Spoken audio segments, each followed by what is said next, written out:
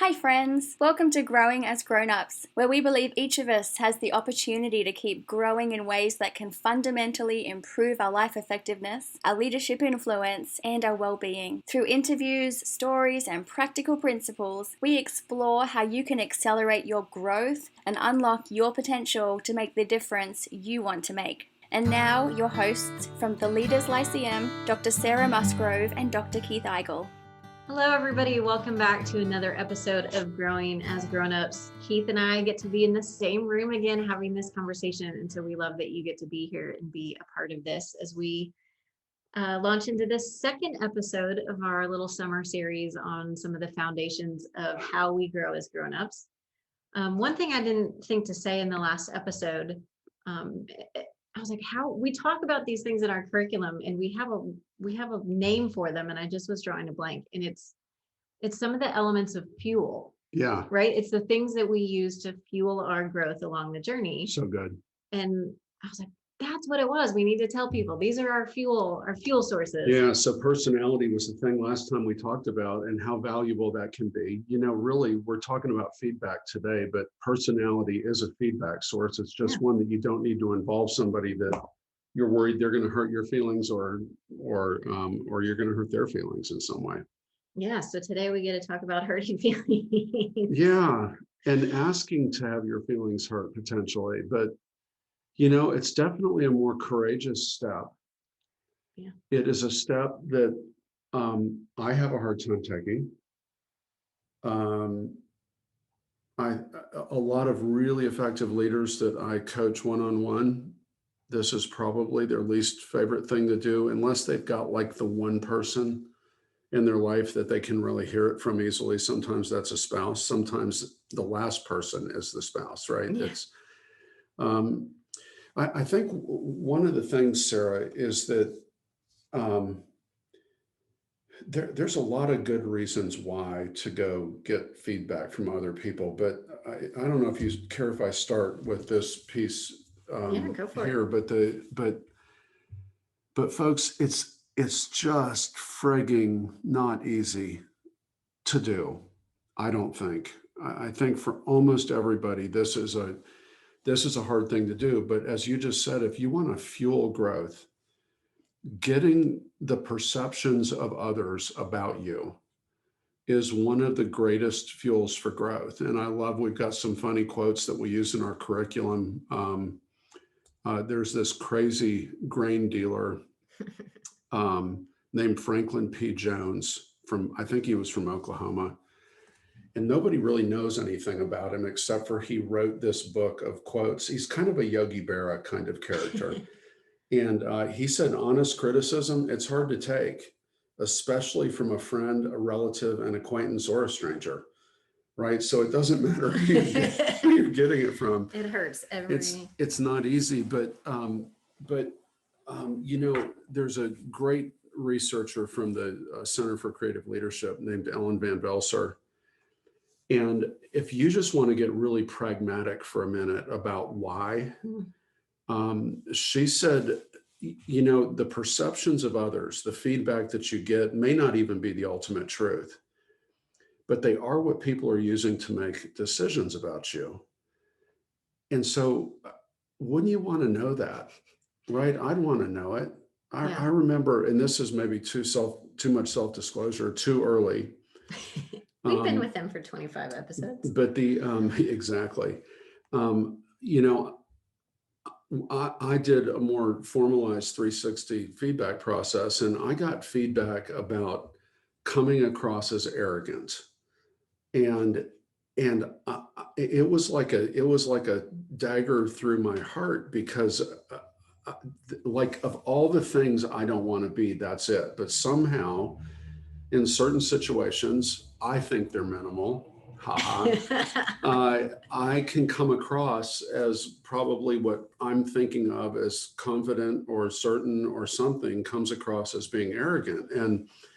And because I dislike that term so greatly, it was like the last thing in the world, not only that I wanted to be, but that I thought I was being, right? But to have multiple people say, And it was usually worded really nicely, by the way, but it was like, sometimes you can come across a little arrogant. And I got to assume what that would mean, but I took the challenge of you and people around me to go dig into that a little bit with folks who are willing to talk about it. And the outcome of that, I think, was one of the most life-changing pieces of feedback that I've ever gotten. I don't know that I've fixed the problem, but I am certainly aware of it. And I'm aware of things that I can do. Like if you're watching this on video, sitting forward at the table versus kind of being kicked back, like I know it all, right? And if you guys can picture that, even if you're listening, there's this kind of like, I can take or leave what you're saying. I'll be fine because I'm going to go on, but to really be engaged, which is how I am, which is how I want to be with people. Right. So I think I got this feedback when I was in my early 50s. And while perceptions may not be the ultimate truth, or they may be close to it, right? They are what people are using to make decisions about you. And I went basically a lifetime. Wouldn't quite. I mean, I'm planning to live. Hopefully you get. Yeah, hopefully I get some more, more. But a long time. So, that, I don't know if that story will be meaningful to people. It was certainly feels naked-ish, but it's like, gosh, if I can hear that, what is it that you can't hear? Right? Yeah. I mean, I think it's so valuable that you shared it, right? Because we're asking people to be willing to be vulnerable and get feedback, and you modeled that it's possible, and you will survive and you will grow through it. But I've seen you, since you got that feedback, be aware of if there's a chance somebody's going to perceive me as arrogant, what can I be doing to make sure that my true intentions are reflected, or to make sure that I say things in a different way, or I sit in a different way, that you want to have greater influence. You want to help people grow, and you don't want your arrogance to get in the way, or the perception of arrogance. Yeah. Right? I mean, so good. That goes right back to the last episode of the reason that we lean into stuff that's not easy in order to grow ourselves as grownups is because that we are in pursuit of greater influence, making a difference, the pursuit of things that are important to us that are bigger than we are, right? And in order for us to really get there as effectively as we can, we need to grow. And I think that makes another point that I think has been so powerful for me to learn to embrace, is this idea: if your goal is to grow, if your goal is to continue to become a better and better version of yourself, why would you not want to get feedback, right? Yeah. And you know that I love this quote. There was an interview on one of my favorite podcasts. We've talked about this here in my weird little professional crush on Adam Grant, but on his first episode of Work Life, he interviewed Ray Dalio, talking about feedback. And Ray created this culture at his company that was, I mean, you want honest, critical feedback, you're going to get it if you work at Bridgewater. But he was talking about how much he really genuinely wants people's critique. Yeah. And Adam is asking, well, why? And he said, why would I not? If my objective is to be as good as I possibly can be, then I want that. And Adam expressed what I think a lot of us feel, which is this idea of like, but I'd rather maintain this illusion that I have it all together. Like, if it's not spoken, then maybe it's not true. Maybe no one will know. Right. Yeah. And Ray just kind of said, that means that you care more about your image than you do about actually getting better. And that was like a level 3 conviction that now I share with people, of like, do I care about my image? Right. It's a growth gap tool. It's that tension. Do I care about my image? Yeah. Or do I care about getting better? And if I choose getting better, I choose feedback. And, we had somebody else on our podcast back in episode 22, right? Our friend Todd Sandler talked about this really beautifully. And do you want to share? Yeah, if I can find that one really quickly. I had it. There we go. If y'all don't see our table, we've got all the quotes. There's so much good stuff that we've pulled together. Sandel he talked about all the research and the science has proven that we do not see ourselves accurately. right? By the way, can I just take a little diversion and come back to this? Yeah. When we share a lot of the things that we share on this podcast, I like to say it's not rocket science, right? In other words, it's not like this complicated, oh my gosh, do you have the brain power to figure it out? Mm-hmm. But it is science. I mean, this is not only decades of what we and our colleagues have been doing, but really the entire last century has been focused around how people work together, how people get more effective. There were philosophers prior to that time, but intentional psychological social research has been done. There is science behind all of this, right? And the reality is we don't see ourselves accurately. So now back to Sandel, we have this idealistic distortion kind of a mechanism that makes us believe we see ourselves more favorably than others do. So we actually have to get critical feedback and then embrace that feedback and say, okay, how do I want to begin to fuel and improve and increase muscle in some of these areas?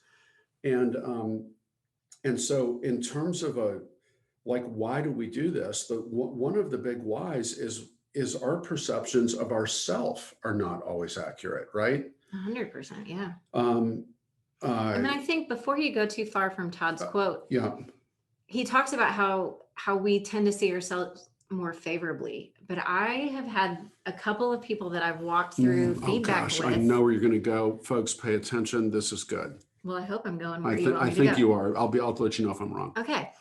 Where what is the most powerful from their 360 is actually the calling out of their strengths. Yeah. Is this where you want to go? Okay, that's where I thought you were going to go. Right. I mean, just recently I worked with a woman who, again, kind of like what we talked about on the personality episode, things that just come naturally to you, you don't see as your strengths, and to see feedback from people that say, you're so good at this, we appreciate this about you, was really humbling and honoring to her. She's like, I know all my weaknesses, right? And I kind of fall in that camp.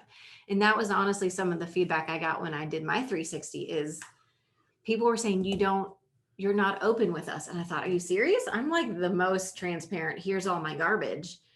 And my friends were like, yeah, we know that, but you don't let us in on the good stuff.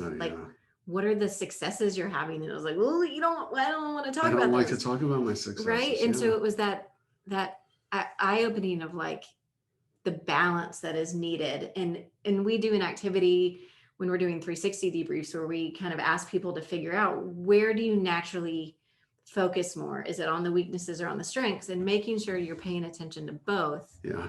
But I just want to say for some people, a 360 is really powerful because it identifies, or any feedback, not a 360. It identifies blind spots of things they didn't know were weaknesses, but a lot of times it highlights strengths that they didn't recognize they had. Yeah, and as an extension of that, honestly, about 20% of the population, back to personality theory a little bit, actually has a tendency to focus more on the negative just in general, right? They focus on what's not working, not what could work, or not the optimistic side of things. And so, this goes back in a slightly different way to what Sandel was talking about, in that a lot of times our perception is lower than it should be of ourselves, but nonetheless inaccurate, right? And so one of the things that feedback from others do is it challenges and contradicts the lens of my own perceptions, how I'm viewing the world, even if I feel like I own it, right? Yeah, so that's really good stuff. Yeah, I mean, the other thing, this is we love Todd Sandel moment of the podcast, but he talked about even, I think later on, just the recognition of the fear that we have, right? Yeah. And Todd's a person who's wired to be comfortable more with difficult conversations, right? He's a therapist, so he lives in difficult conversations, but he even acknowledges that we go into it with this fear of what people might say about me or learning what people think about me. And he talks about the importance of leaning into those assumptions. When we think about this big, ugly thing they might say, we have to lean into that, right? It's our thing we say all the time, lean into the tension to either verify that the fear is true or to debunk it. And most of the time what we realize is the fear is not founded, and what comes out is actually a stronger relationship where we invite that person into our struggles and invite them on the journey, and they appreciate that vulnerability. And yet we're so scared to take that step. Yeah. And you've got to find people you trust, right? I mean, that's the key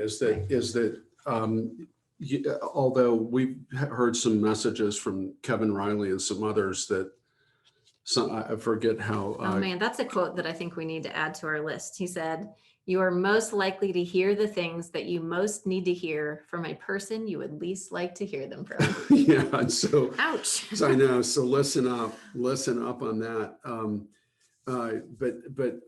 Kevin made the point also in a different part of the interview that, a lot of times once you get into a leadership role, once your influence starts increasing, is that unless your organization is, or you, I suppose you as an individual could be really intentional about it. But a lot of times unless your organization is intentionally structuring this into the conversation, where Bridgewater and Dahlia's organization was an extreme example of that. But most of us don't get feedback. At least we don't get really useful feedback. Right? So, I mean, meets expectations, check mark. Yeah. Oh my gosh. I was just on a coaching call with someone last week, actually 2 days ago, who a whole team of people was talking about someone who was not meeting expectations. And they were like, yeah, but what's this news going to do to this person?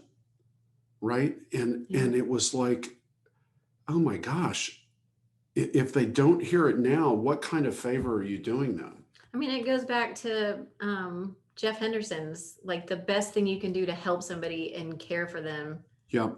Or to be successful. And, if you're not the empathetic bend, you're the effectiveness bent. Yep. Is to have the courage. Is to tell them the truth so that they have the chance to get better. Yeah, that's right. That's the most compassionate thing to do. That is the most loyal thing to do if you really care about that person. I love all of that.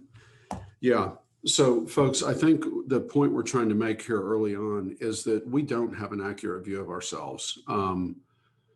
We may have parts of ourselves that we view very accurately, but there are other parts that we aren't. And when we're unaware of something, it's really difficult to do something about it. The other thing that I believe is true is that in general, it's really hard for people to know how others experience them, right? So whether they're right or wrong, even understanding accurately how someone else experiences me is a thing that I need them to participate in. I have a funny story. Again, I hope this doesn't become the Keith Eigel confessional hour. But we had an employee. Can I say Sean's name on the air? Yeah, because it has a good. Yeah, ending. Sean is just the most amazing person, and was really good at giving people feedback. And he was really good at giving people feedback in a very constructive way, right? So. And he had the courage to do it, whether you were asking for it or not. But one of the things he told me one day is, hey, would you mind letting me in a little bit on how you're doing, not just how you're doing at work, because I can tell by the way you're breathing when you walk down the hall, whether you're having a good day or not. That is true. And is it still true? It's still true. Okay. So I can't. But you let us in. Yeah, but you still breathe. I'm trying to let people in more. But the thing that I'm like, there was a little part of me that was sort of like, what does that even matter, right? And he said, well, here's why it matters, because I don't know. Well, there's an important part of the story, since I've heard it before. Yes. There's the internal narrative. Right? So your internal narrative before you verified with him what the feedback was, because that's an important thing. We'll come back later. So you thought he meant sharing what's going on in your life personally. Yeah. Right. Exactly. So thank you. So, and I'm thinking, no, I've got boundaries. If my wife or my kids want to share something about themselves, that's in their court. That's not in my court. I want to respect them in that way. That's just a boundary or a value that I have. I think the bigger point that you're reminding me of in this is that there are assumptions that I'm holding about what someone means by their feedback. There are also the assumptions that Sean was holding that he was willing actually to share with me, which he said, because what I'm wondering when you're breathing that way, whatever that way is, he said, I'm wondering, did I do something wrong? Did I forget to do something? Wondering now, wasting time at the most fundamental level, but certainly not to even consider the emotional cost that that has on him. When it had nothing to do with him, he's totally performing, always performed beautifully, right? So it's like, again, it's this, we don't understand the way others experience us, sometimes even in our breathing. Right? So breathe well, breathe perfectly. So we've talked about how you need to sit, how Yeah. you need to breathe. Yeah, exactly. There's a lot of physical stuff in this today. So, it's important for us to seek this out. And yet so many interviews touched on, so many times we've heard from people, yeah, but this is scary to me. What if I hear something that I can't do something about? What if I hear something that I don't want to do anything about? What if, and there's a lot of resistance to it. And it goes back to the honest criticism is hard to take, especially from a relative, a friend, an acquaintance, or a stranger. It doesn't matter. Most of us are not relishing in the idea that, oh my gosh, I wonder if somebody will critique me today. Yeah. I think on the point of understanding how other people experience us, another piece of that is understanding the impact that you're having on somebody inadvertently. And we've talked about that in a number of episodes, but we have a list we share. I should have printed it out for this episode, but the reasons people reject feedback. Yeah. And the number one reason people reject their feedback is, it's true, I just don't care. Yeah, it's true, I just don't care. Right. And so I know, I'm thinking back, they got a feedback that kind of was like, you're blunt, you're abrasive, I don't really know how to interact with you. And they kind of were like, well, I'm sorry, that's just the way I am. Yeah. Right. And I challenge that person to go back and think through the question, or even ask some of his feedback raters, what impact is my behavior having on your effectiveness? Right. And even in your example with Sean, like if you're breathing and not being open with what was going on that was stressing you out was impacting Sean's ability to be effective, you should know that, right? I should know if my behavior is causing somebody, if my structure in like commitment to a process is keeping somebody from being able to innovate, or if your flexibility is keeping somebody, or your lack of clarity, right? You own that a lot, that you're not always the most clear in giving directives. If that is making it hard for me to do my job, don't you want to know that? Right? I want to do something about it. Right. So it's not just knowing what I think, but if that's an extra motivation, and I think that's a way to think, what impact, what's the ripple effect of my behavior having on other people, that if we're not talking about it, I'm not going to know that I'm not having the impact I want to have. Yeah. I'm causing problems down the line. Yeah. And now we're moving into the areas of not only am I impacting someone else's performance, effectiveness, productivity, et cetera, but that starts to ripple out into the whole organization. We start, the larger systems that we're a part of start being impacted because we've been unwilling to find out what kinds of things can we make adjustments in, or at minimum be aware of, right? Yeah. Sometimes it's really difficult to change something. And yet just seeing and knowing, again, back to the lens changing thing, becoming aware of to the point that you can own that this is true, actually winds up, your behavior almost starts changing automatically in subtle ways, if not significant ways. Yeah. So you want to shift to kind of, so how do people go about this? I mean, how do you? I think it's such a scary thing to so many people, and they have very little practice at it. The more practical we can make it for people. Yeah. So let me start with one of the things that, I mean, Sara, I'd love it if you actually introduced a couple of mindsets that you like to talk about in this. And, if there's an overriding mindset, it's how do I get myself in a place where I'm curious, right? And curiosity is the biggest thing. I think probably if there's like an overriding mindset, it's probably curiosity. But can I go a little bit more pragmatic than that for just a minute? Yeah. So the last episode we talked about personality, and I don't know if any of you guys went on, and for $29.95 over the last month, I don't know if you downloaded the Golden Personality Profile, or if you went online and took something that was free, or if you went and started researching the Enneagram. It doesn't matter what the assessment is, as long as there were some useful pieces of information that you could identify with in that personality or that feedback mechanism that you used online. And I think one thing that I really value in personality assessments, the ones that I find the most useful, not my color black, whatever, they need to give you the full picture, not just what you're good at, but what your growth opportunities are, right? And the Golden does a great job of that. The Enneagram does a real great job of that, where it gives you not just what your strengths are, but what are the things to be cautious of? What are things to be aware of that are often your strengths overplayed? So that's right. That's right. So even if you were to use the StrengthsFinder instrument, the Clifton StrengthsFinder, that's one we didn't mention last time. It will give you your top 3 to 5 strengths, but it will also rank order strengths that you're not good at, which in many cases are your weakness or areas for development or potential areas for growth. And one of the things that you can do is that you can just pick, I don't know, one person at work that you trust, that you believe has goodwill and your best interest at heart, and one person outside of work.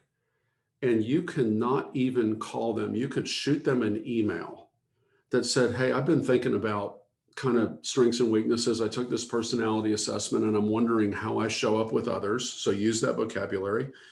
It would mean a lot to me if I've listed out what I kind of feel like are my top strengths and some areas that I'd like to grow in. And maybe you do 3 of each, and just ask them which one of these resonates most with you. Where do you think I would get the most traction in understanding the expression of a strength and in seeing the impact that might be had if I were to work on an area that I want to grow in? So you're not even opening up the whole world to them. You're giving them multiple choice. It's multiple choice for them. And it opens the door to a conversation.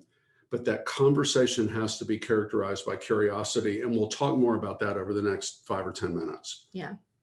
So I think that's a great way. And just on the practicality of it, we've had people do it both written through the email, like you just said, where I send the email and kind of put it in front of you, and more live on the spot.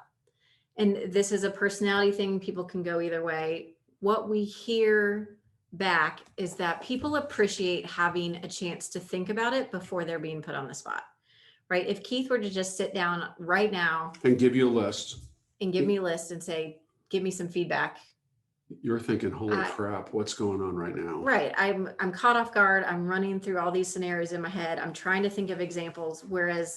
And then probably tomorrow I'll go, man, I wish I would have brought in this example. That would have been better. Right. But if I have time to think about it, I'm going to give you a more thoughtful response.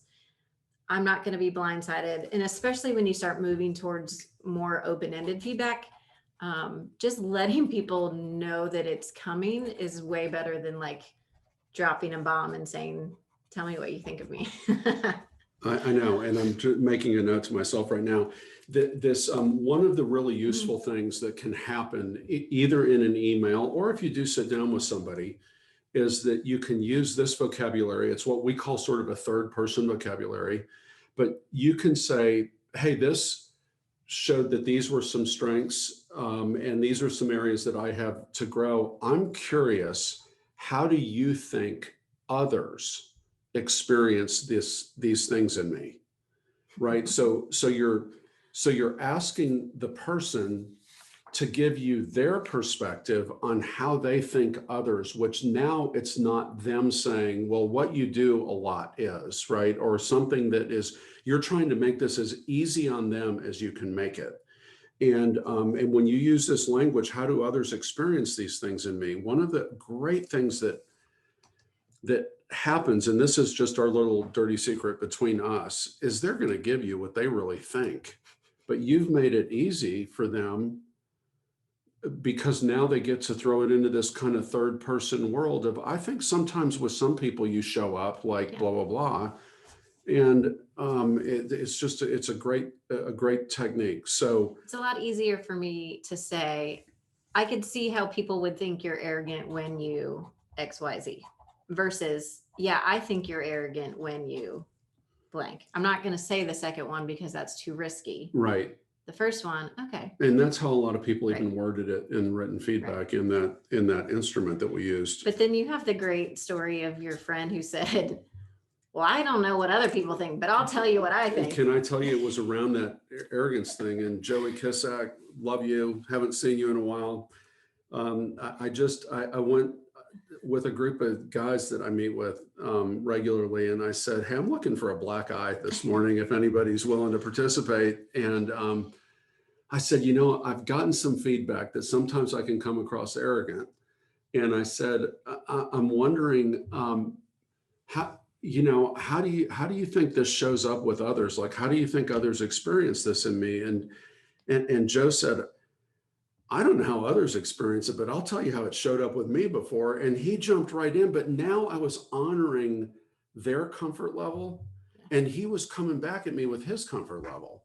Yeah. And I'm not going to repeat the stories here, but he gave me a couple of examples that it was like, oh my, I mean, I wanted to say thank you, and I wanted to apologize.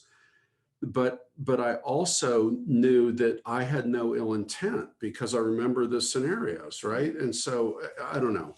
I hope we're getting on. So don't drop it cold on them. Honor their discomfort or potential discomfort with this, and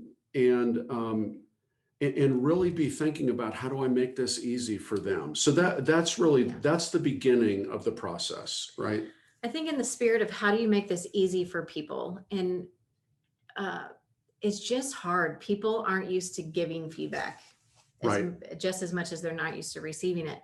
But the question you just gave is really great. How do other people experience me? Jeff Henderson gave a great twist on that, which I loved, which was, what's it like to be on the other side of me? Right. That's kind of a cute twist on the same question. Yeah.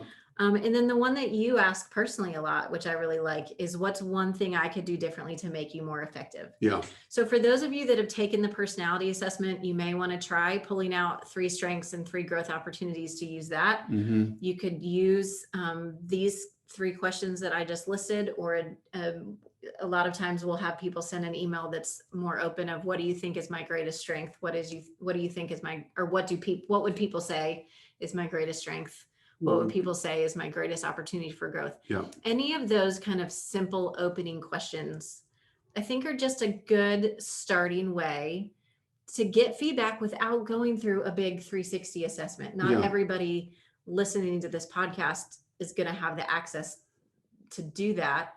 And honestly, you and I both think the true value comes more in the conversations than the data that comes out of a 360. Totally. Anyways. I mean, I've said to so many clients so many times that 360s really are not good instruments to answer questions for people about their strengths and weaknesses. It just doesn't answer questions well, because even as I'm interpreting the data from a 360, I'm assuming I know what is meant, and yet it's a 5 on a 5 scale, right? Around a question that is 12 words long. There's no real information there. So I'm assuming I know what all this stuff means, but the value in a 360, I think, is it raises really good questions to take out to people. Yeah. It's like, hey, this looks like this may be a strength, but I want to understand it more deeply. This looks like an area that people don't see me as strong in. Can you tell me more what it's like to be on the other side of me in relationship to this thing? And it opens up a really safe way to have the conversation. And the other thing is guys, 360s are expensive, And you can get the real value in feedback by skipping the 360 and having the courage to actually go out and start having these conversations.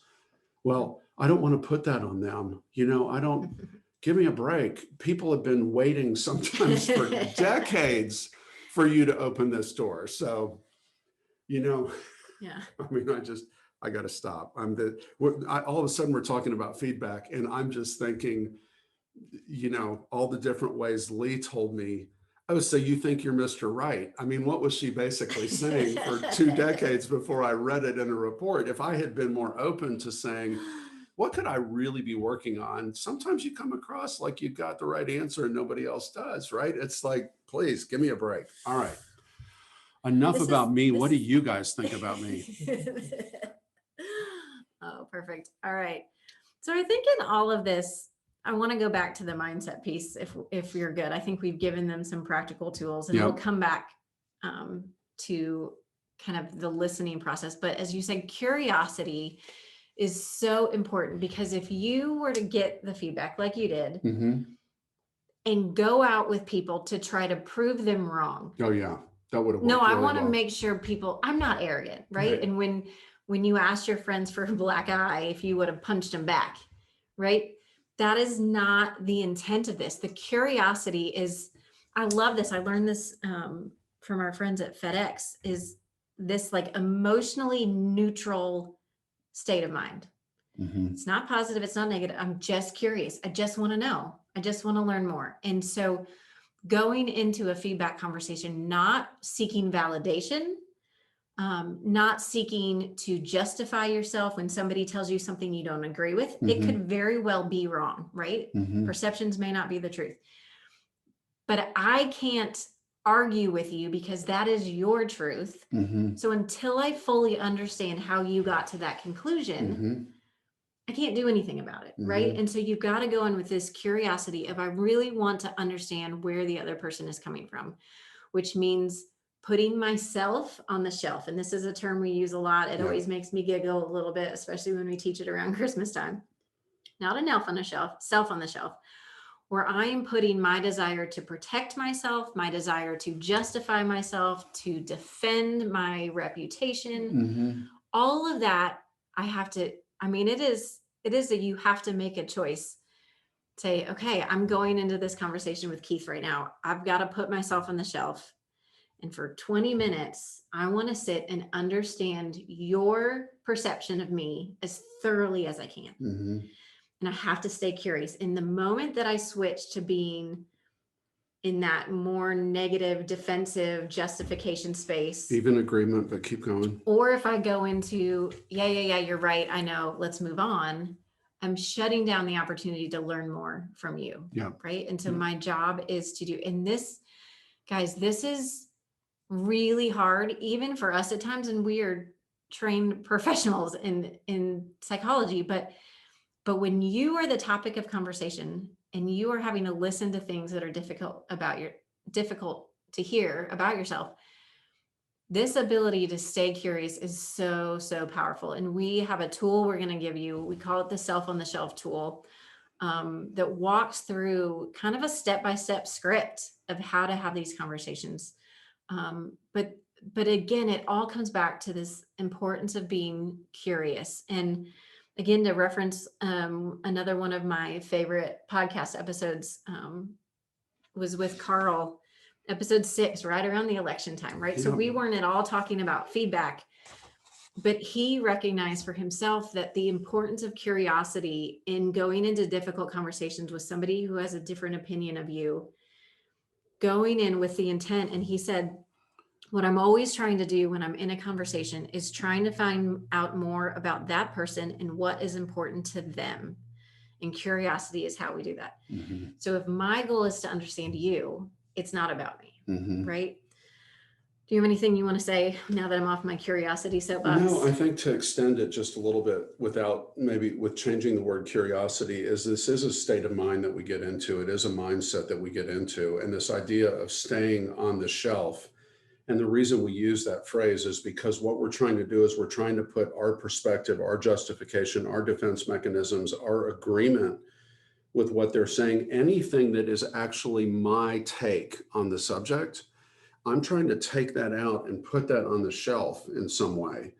And I'm trying to leave it there for the entirety or some portion of the conversation in order that I could truly, truly understand how you're making sense of the situation, making sense of me, making sense of my strengths, making sense of things that I could work on that would benefit you or the organization or the family unit or whatever it is.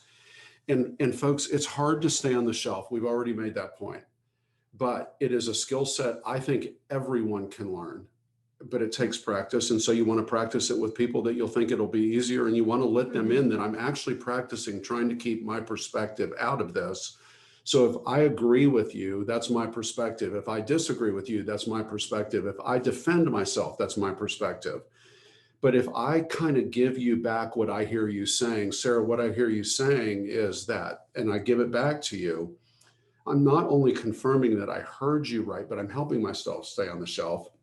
And I remember kind of early on, I had to have the pleasure, I'm 36 years a couple of weeks ago, of being married to a really smart lady.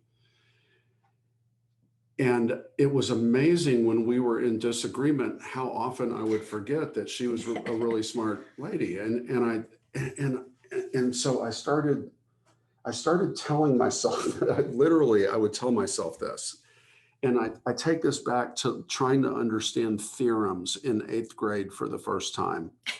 Like, I believed the teacher that the theorem was true, but it was hard for me to get the theorem. Is that geometry that we have theorems in? Okay, so I blocked it all. So I would tell myself,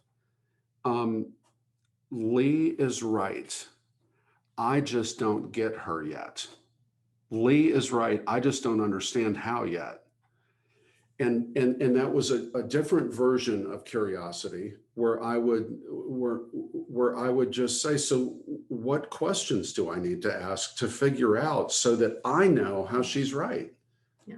Right. And I have to tell you, the times that I do that, it may not have fixed our disagreement. It always brought us closer together, by the way.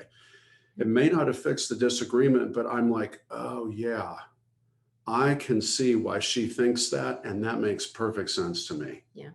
Right. And that's really what we're trying to get you to go for. I think we're going to offer a webinar coming up at the end of August sometime that is going to be actually, if you want to learn more about self on the shelf and specifics about that, we'll talk about that before we close the episode. Yeah. But I mean, the practice and the method of self on the shelf is really powerful and really useful, but more than we can go into on a podcast episode. yeah.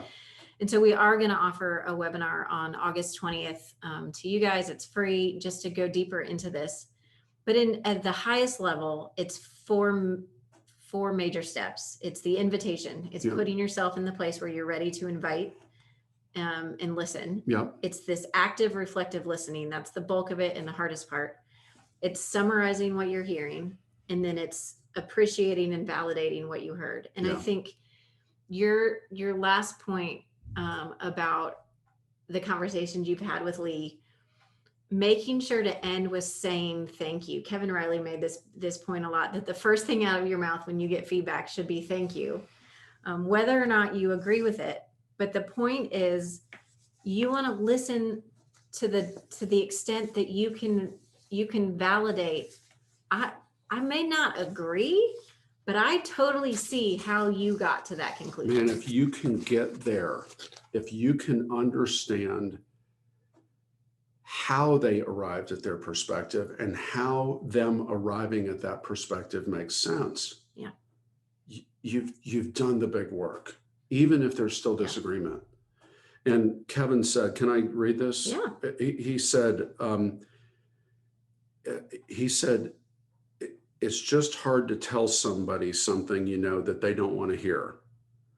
So somebody has now told you something that they think maybe you don't want to hear. And he said, you know what the first words out of your mouth ought to be? Thank you, thank you. Especially if that person is a subordinate, and I would throw a child, somebody who it's really a lot harder for anybody the harder it was for them to bring it up, the more important it is for the first words out of your mouth to be thank you, because the first time you react poorly, he basically says that's the last time you'll get feedback from them. Yeah. Because the word gets around. Ooh, don't tell the boss what you think of him. Yeah. Right. And I think that highlights maybe the last point I want to say, and it's probably something we'll talk more about in the webinar, is the importance of creating a safe space for somebody to give you feedback. And I grew up in Indiana. We were just out in Colorado a few weeks ago, and I got to test this, surprisingly still in the summer, is what happens on a frozen lake. Right. And I remember my brother, we came across this frozen lake, and we're like, the kids want to go out and play on it. And it's like, you don't just run full speed out into it. It's like, you got to create step by step. Is this safe? Is this safe? Is this safe?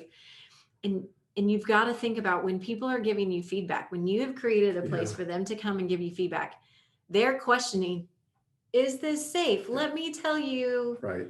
Is the ice beginning to crack? Let me tell you one little safe piece of detail, and how you respond to that is going to determine whether they keep going and tell you the really valuable feedback, or if the ice starts cracking and they back up. Oh, no, it's no big deal. You're great. Everything's great. Right? That's not useful. When somebody gets feedback that's like, no, you're great. Everything's great. I'm like, well, that was a waste of time. Yeah. So we'll talk more about how to do that through the listening strategy. But no matter how, if you're engaging some of these simple questions that we mentioned, if you're sending out the email asking for feedback, I want you to always keep in mind what a risk somebody is taking you to give you feedback, and be super grateful and super honor that. Yeah. And just recognize that it really is a gift that they are giving you the opportunity to learn something new about you, so that you can continue to grow, to continue to become a better version of yourself. And hopefully that's what you are trying to do in life, is grow into that. And folks, that's the reason we've even spent the last 40 minutes or so talking about this on this podcast, is that in terms of growing as grown-ups, there are the self-reflection pieces that we've introduced through the Growth Gap tool and other episodes that we've done, where we've talked about really thinking about bigger me, smaller me, worry, fear, and resistance, all these kinds of things. I think that was both a New Year's and sort of a late spring kind of podcast where we didn't have a guest on. I don't think, let me see if I want to say this for sure, but I don't think there is a better mechanism for introducing challenge and contradiction fuel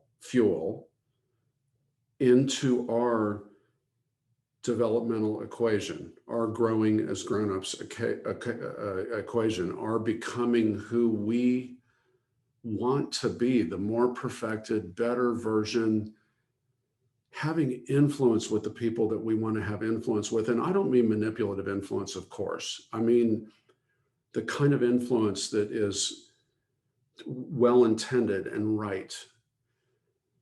I don't think there's a better mechanism than having the courage to figure out how to introduce feedback conversations from other people, not just once, but on a regular basis. Yeah, for sure, voluntarily. Right. There's other things that introduce a lot of challenge. There are things that you can't avoid. Choose. Right. Yeah, I think I would agree with you. In terms of proactive, what can I do to increase my impact? And I know most of you guys don't watch this on YouTube or whatever we play this on. I'm sorry, I don't know that. But if you saw the number of sheets of paper that are spread out on our desk right now, it is because all the great people we've had on our podcast, there's almost not a podcast where this didn't come up. There was a lot of double negatives in there, but it's like this is part of every great leader's story, is the feedback they get and how they seek it out. And by the way, this is one of the favorite interviews I ever did with anybody, was a guy who's no longer with us. I interviewed him when he was probably 70 years old. And he said, one of the great values of being open to feedback yourself is that it makes other people know it's okay to be open to feedback themselves. And that winds up changing the whole organization. Now, you can institutionalize it the way Ray Dalio did at Bridgewater. But just by setting the example yourself, as a matter of fact, you'll be surprised if you have the courage to go ask some people to talk about you to you for a while. You'll be surprised. Don't be surprised if somebody says, well, what do you think people would say my greatest strengths are, right? People crave it. And I think they're also so willing to give it if we can create the right environment. And it's not only becomes a gift to ourselves, it's a gift to them. It can reboot and reset relationships. I mean, they're just, and folks, if you're married, have a significant other in your life, if you can figure out how to put yourself on the shelf in that environment, if you can figure out how to really listen to someone until you understand how their perspective makes sense around a difficult topic, this can change your marriage. Can change all. It's just, I mean, I think we've said enough without getting weepy or something. So again, let's just remind everybody that we are going to be doing a webinar Friday, August 20th. I think it'll be at the lunch hour. We've decided that's probably a good time for people. So if you are interested, we'd love for you to sign up, join us. It'll be a Zoom meeting. Go to growinggrownups.com/self-on-shelf. You'll also be able to download the Self on the Shelf handout there that you can have our resource of curious questions to ask in the Self on the Shelf process. We'd love for you to have that as a resource. And I didn't tell you I was going to do this, but as you were talking, I just thought if we are making this podcast episode about the value of feedback, oh, good. I love this. Let's invite our listeners to give us feedback. We're 25 episodes in. Yeah. We are not professional podcasters. We do this because we think it's fun. So we'd love to hear what is something we can do better to make this podcast more meaningful to you. Oh, such Give a us great some question. feedback. What are you using Scott Sanchez's design thinking feedback? What do you like? What do you wish? What do you wonder? Yeah. We'd love to hear from you. So grownups@leaderslyceum.com. We'll put the email address in the show notes, I think, if I figure out how to do that, so you can reach out to us. But again, we'd love to hear feedback. What are the things that you're liking about this podcast? What do you wish we would do in the future? What do you wonder about? What questions can we answer for you? I love that, Sarah. Thank you. Yeah. Guys, we will see you on the next episode. Thank you so much for joining us for another episode of Growing as Grown-Ups. Take a second and subscribe to the podcast so you don't miss any future episodes, and tell your friends. You'll find all of the goods related to this episode, including the transcript, videos, links, and other ways we can help you keep growing as a grown-up on our website, growinggrownups.com. Growth isn't easy, but it's completely within your reach. Until next time, journey well, friends.